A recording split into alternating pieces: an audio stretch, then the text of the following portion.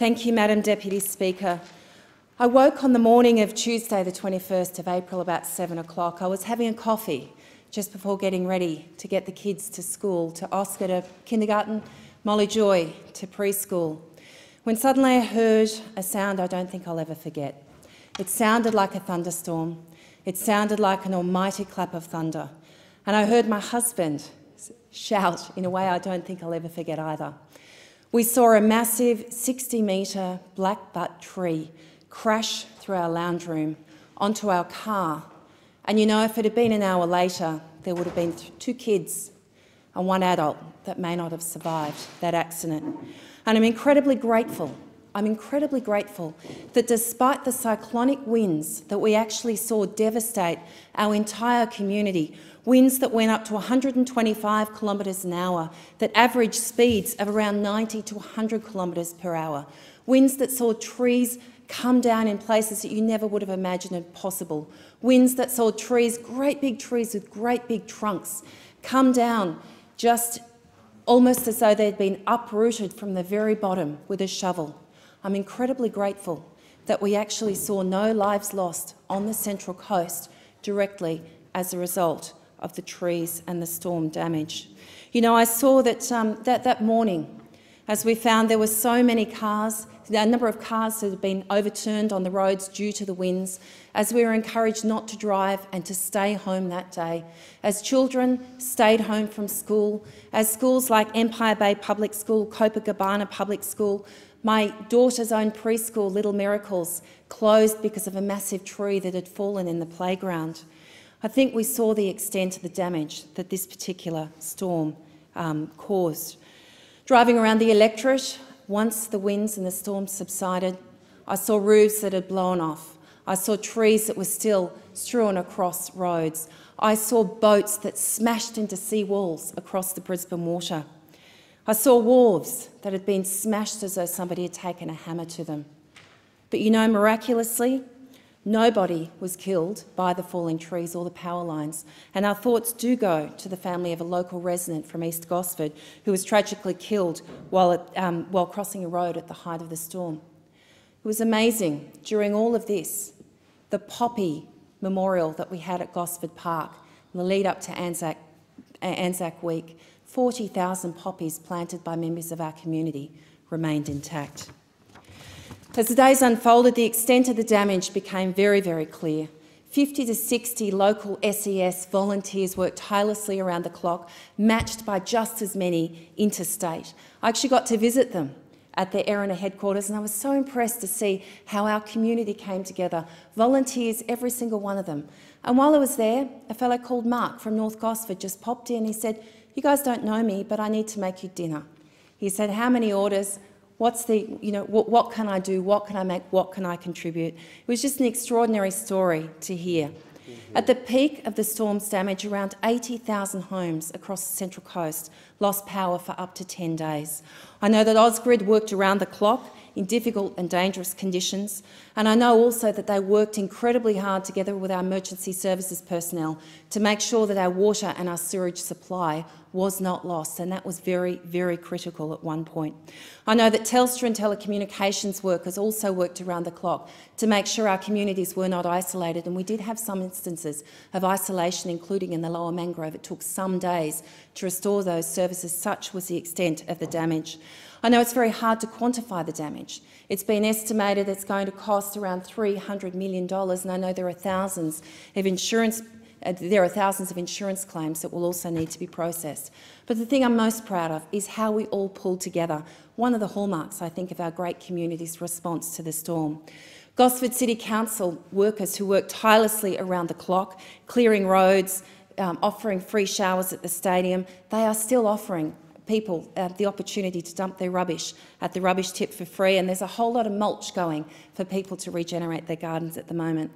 The incredible leadership of Brisbane Water Local Area Command, led by the indefatigable Superintendent Daniel Sullivan, who led the Emergency Operations Committee for the Gosford Council area. And I have to say, there is one particular story on the Sunday following the storm. I received a call from somebody whose grandparents were in Mooney, and they said, "Please help us." In fact, it was a tweet. "Please help us. Our grandparents have got their sewage overflowing because they still don't have their power restored. You know, I rang Superintendent Sullivan. Within the hour, not only had they escalated the issue to Ausgrid, police sent cars out to personally check on the welfare of residents, and council workers actually went out there and drove from home to home to check whether they needed generators to make sure that we didn't see a worsening crisis. It was just an extraordinary response by an extraordinary community.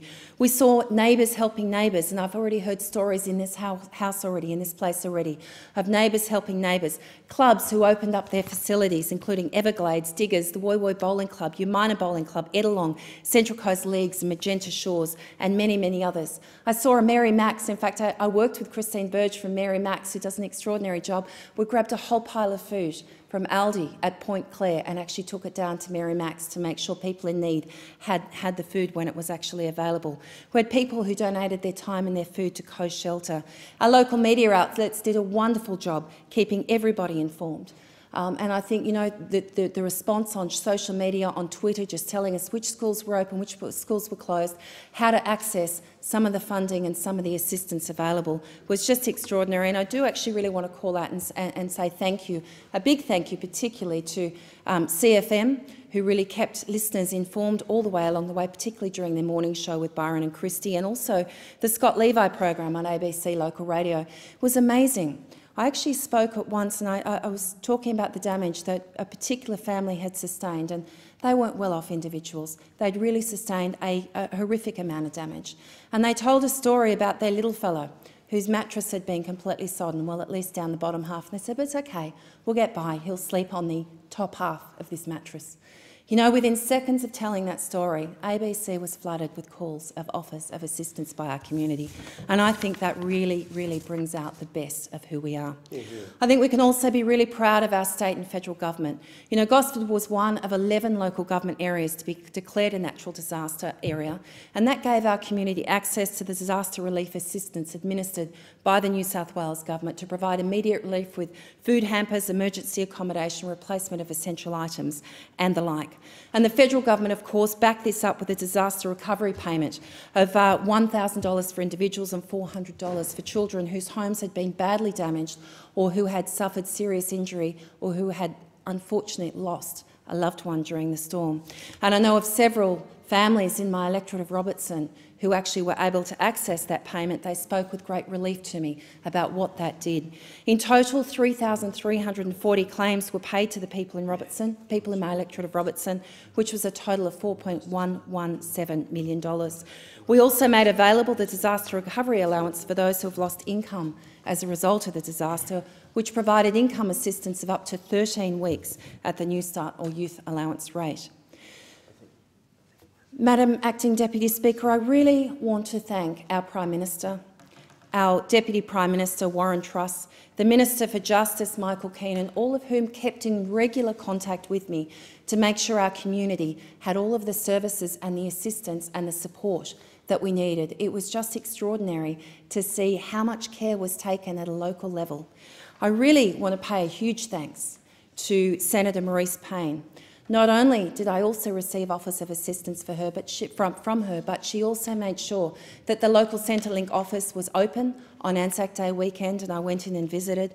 And she personally worked with me to make sure that in areas where people were struggling the most, with lack of food, with challenges in relation to power outages and other things, that we could actually send somebody there to directly work with them and coordinate them to get them where they needed to be in terms of access to services. And Maurice, I do thank you very, very much. But I have to say the biggest thanks of all goes to our incredible community who pulled together and showed the true heartbeat of the Central Coast. To the 60 SES workers every day who really, I mean, that's a huge ask from any community. A big thank you to all of you, particularly to Rolf and Sue Garda and to Stephen Tobin. To Gosford City Council, to Stan Anzac, Gary Hemsworth, Glenn Pestle, Phil Rudd, Adam Nesbitt and the CEO Paul Anderson. To Brisbane Water Local Area Command, you are led by an outstanding commander, and every single one of you reflects the outstanding work that you do in our community. Can't thank you enough for your care and compassion for people who are doing it tough. in a time of need. To Ausgrid, Telstra Emergency Services workers, thank you. At a time when we looked our worst, certainly on the ground, I am proud to say that we really showcase the best of who we are as a community. Thank you very much. Are there any statements?